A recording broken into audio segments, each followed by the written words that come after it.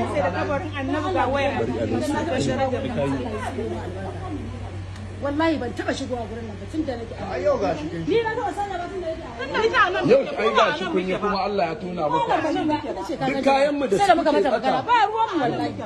ita shine kuka ce mata me wallahi ba ruwana me motar da ku yake kawo ku ke kina sa hijabi kawo mutum ne kirki ashe kun gurma barauniya ce to alkadarin ki ya karye in kina zuwa gurin wasu kina yi nan yafi karfin ku idan ba dauko na aka yi a gida ba aka ce ki je ki sata da suka dauko ki suka ce Allah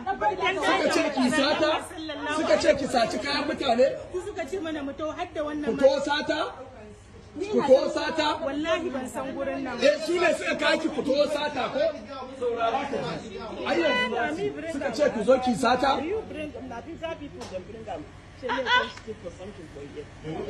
duk ga su nan kungar mayan barayi ne suna shiga kantinan mutane su ɗebi hankalin mutane su sata yawa sai su zo da direba ku bashi a wajen motar da suka zo da ita wace iri ce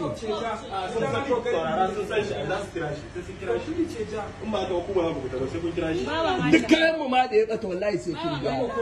wallahi duk sai kin biya wallahi ba dai an kama ki kin saci wannan